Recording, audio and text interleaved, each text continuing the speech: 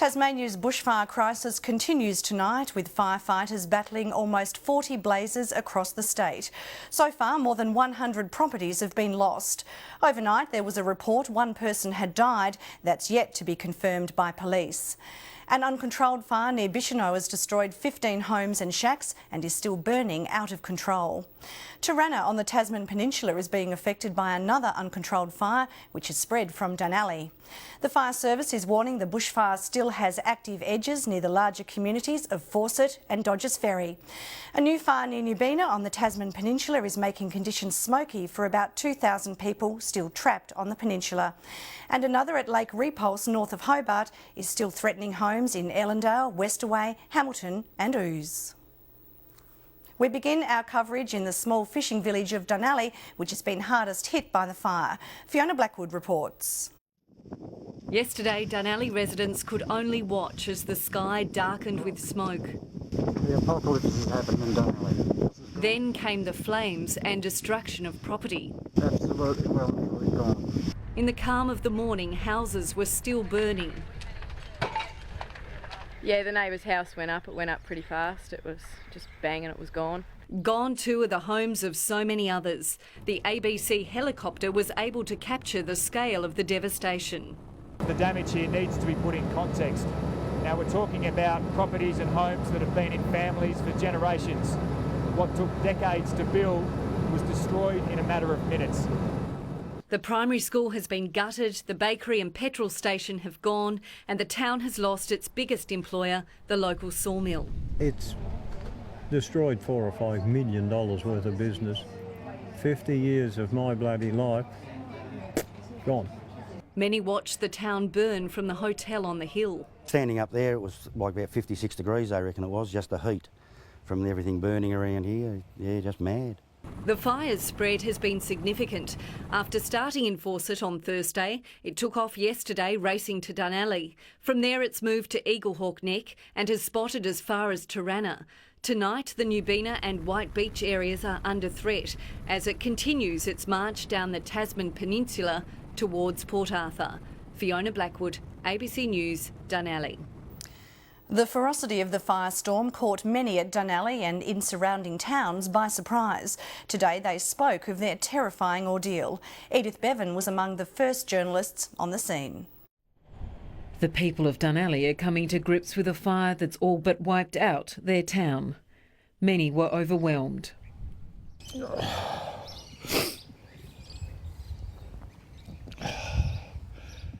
Yeah, my two nephews, they've lost both their houses. My brother's lost a mill up there. Bloody millions of dollars. The flames tore through the fishing village, burning right to the water's edge. We thought it was going along the hill, and you turned around and it was down the bottom of the hill. It was that quick. I was in the 67 fires when I worked out the mill at Kellerby, and that was bad enough, but I know there was a lot of lives lost then, but the fire was nowhere near like this one. I've never seen like it. Bloody terrible. Tammy Holmes was caring for her 5 young grandchildren when the fire front hit. We had to just grab them and run in the water and hide under the jetty and save them for 3 hours in the water. One man told the ABC his wife had been forced to wade into the water with their 11-month-old baby and wait for the flames to pass, with the water half covering their faces. Many thought they'd die. In hindsight, maybe, but yeah. You're nodding your head. Yeah. Did you honestly think you were going to die? Yeah, maybe. A chance, I suppose. Joan Ward was on a 45-foot yacht with 8 adults, 3 dogs and a cat. She says it was a heart-wrenching moment when they had to say it was too dangerous to rescue any others. We just said they have to just sit tight until they're in the water. That's the safest place they can be. Just cover themselves if they can and stay under the jetty. For many, the reality of what's happened is only just sinking in. Edith Bevan, ABC News. It was an evacuation in the spirit of Dunkirk. About 2,000 people have been ferried clear of the danger posed by fires in Tasmania's southeast, but hundreds more are preparing themselves for their second night in temporary shelter. Ferries worked overnight and all through today. The evacuation of the Tasman Peninsula delivered tourists and locals to Hobart out of harm's way. Smoke had come in really thick and we could see all the ridge was on fire. We could see all the flames and things, and yeah, we thought they told us to go in the water, and it's just a nightmare really. We didn't hold out great expectations for getting back this early, but I was so relieved. Back on the Tasman Peninsula, the new Bina Oval was the rallying point for people awaiting the next ferry. Hundreds more waited at Port Arthur. Lots of anxiety, people wanting to ask questions, but a general understanding that we were doing the best we could under the circumstances, and I think most of the visitors felt that, although few are now starting to really want to get home. There's no communication. All the mobile phone access routes are down with the phone lines, and there's no power. All the power's off on the entire peninsula. We spent the night in our cars with our kids. It was cold because we didn't have any other clothes than what we're wearing. Their choices were stark. They are your only two options. Stay or get on a boat. You might think, oh, it's lovely where we are now. Trust me, up north it is not nice. Locals are stepping up to feed the multitudes. We had about 80 or 90 of the chicken noodle cups, so we brought them down here and donated in our time. Yeah, help one another. We just hope our home's all right. For those still waiting, there was a chance to stroll among the ruins. Once a prison, now a refuge. Damien McIver, ABC News. Reporter Airlie Ward is at the Emergency Crisis Centre that's just setting up at Hobart City Hall and joins us now. Airlie, why is Hobart also providing a refuge centre in addition to those local centres closer to the fires? Yes, Rachel, preparations began here early today to establish City Hall as another emergency accommodation centre, as well as those additional ones. And joining me here is Hobart Lord Mayor Damon Thomas.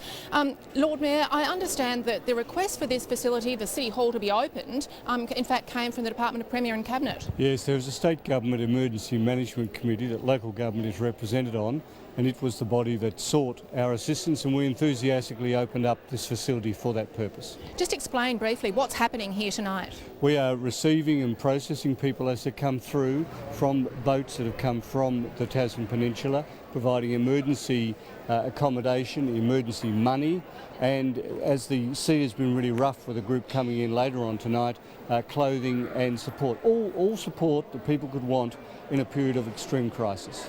I understand the Salvation Army and those sorts of other non-governmental organisations are also here to provide further assistance? Yes, we're very pleased and proud that the Salvation Army, the Red Cross and a range of other services are here. The Royal Hobart Hospital's donated a whole host of food. Salvation Army has food, the Red Cross is here. Vinnie's is providing the first form of a public fund, and will also receive donations of clothing, and we understand the State Government is establishing a special fund for donations tonight. And seasickness, of course, the last thing that these poor people need. And just briefly, Housing Tasmania is appealing for established accommodation providers who can provide short-term accommodation for families of between 4 and 8 people. And the number for the Housing Tasmania Accommodation Appeal line is 6233 8829. People living in the path of a massive bushfire burning in the Derwent Valley are facing another anxious night. Firefighters have put the communities of Ellendale, Westaway, Hamilton and Ouse on alert, fearing it could spread. From the air, this bushfire raging east of Ellendale looks menacing. This is probably one of the worst ones I've seen here in this area, yeah. It was ignited by an abandoned campfire. Residents were forced to flee. Many feared the worst. I wasn't expecting to have a house yesterday afternoon, yeah, and what I got told, I was lucky it didn't burn down. About 80 people spent an anxious night at an evacuation centre in New Norfolk. Michelle Browning is facing a second night here. All my other neighbours were getting out, so I decided to repack and come back down to the centre again. Things aren't working out well. It is still spotting over control lines. Flames and thick smoke are visible from the communities of Ellendale, Westaway and Fenton-Bree. Everybody's nervous, of course, because you just don't know what's going to happen. If the wind does change and carries the fire across the Derwent River, then we'll have issues with the Ouse Hamilton area. The fire has incinerated more than 9,000 hectares. Several small sheds have been destroyed, as well as livestock. Yeah, it hasn't been good. Yeah. I've heard a lot of stock. There's been a lot of horses killed and things like that. A damage bill starting to mount. Brad Markham, ABC News, Allendale.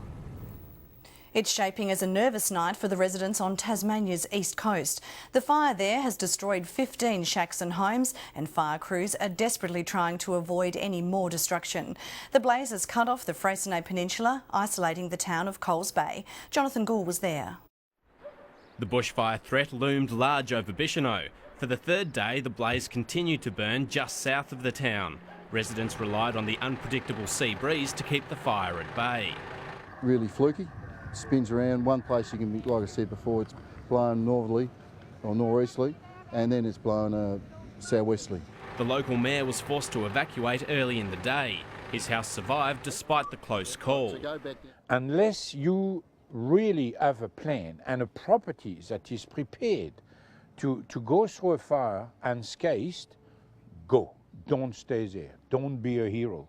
Others weren't so lucky. 15 homes and shacks were lost in the stretch of coast between Bicheno and the Freycinet Peninsula. Crews have been brought in from as far away as the northwest coast to give local fireys a rest. They're trying to prevent any further damage. The Tasmanian Fire Service is now investigating the possibility of a new deliberately lit fire. The fire started on the other side of the Tasman Highway, well away from the main fire front and in the opposite direction to where the wind was blowing. Tasmania Police will investigate the blaze, which was brought under control. All eyes are now on the tourist town of Coles Bay. The access road was cut by the approaching fire, leaving locals and visitors stranded. We've got friends that are trying to get through that narrow little gap there. Look dodgy as, looked like it was going to breach across the road. It's unclear when the one road on and off the peninsula will reopen, or if the fire will threaten the town itself. But the road was really smoky there, so it was a bit stressful coming through there, red smoke. Not everyone is concerned. We have fun on the beach and enjoy the holiday. I'm going to go work on Monday, so make the most. For most, there's a nervous night ahead. Jonathan Gould, ABC News, Coles Bay. Tasmania's Fire Chief Mike Brown joins us now from Fire Headquarters. Mike, what's the latest information on the major fire fronts burning around the state?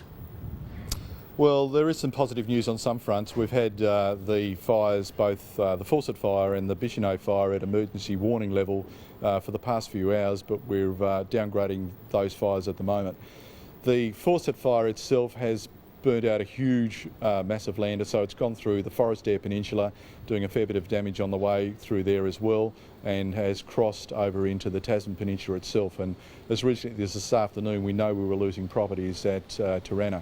So while we've had cooler conditions and perhaps more benign conditions in some ways, the fire is still burning very freely. It's extremely dry out there, and even backing against the wind, which is what we've experienced today, the fire is still travelling quite well. The main problem has been on the Tasman Peninsula, of course, that it's been relatively isolated, not only in terms of getting people off, but also in getting fire vehicles and resources there. So most of that response has been with aircraft this afternoon. And Mike, what is the extent of the damage that you're seeing in those fires?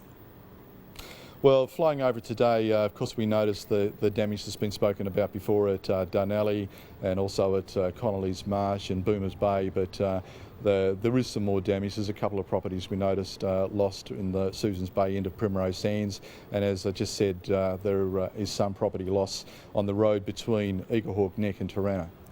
What's the latest information you have available for the people on the Tasman Peninsula tonight?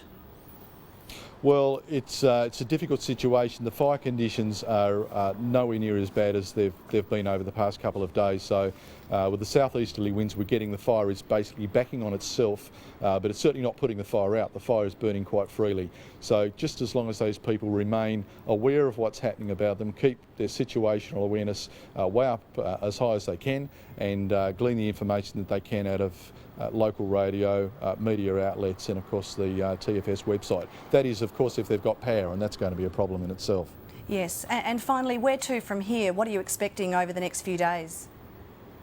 Well, we've got weather conditions that are more favourable over the next few days, except we're still going to get some very high fire danger ratings up in the Midlands and the central north. The rest of the state over the next few days is likely still to remain at a high fire danger. So no rain, or if we do have any rain, it's only going to be a millimetre or two. So for the next week or so, it's still going to be fairly active conditions, and people will need to remain very much alert, very much aware. Fire Chief Mike Brown, thank you.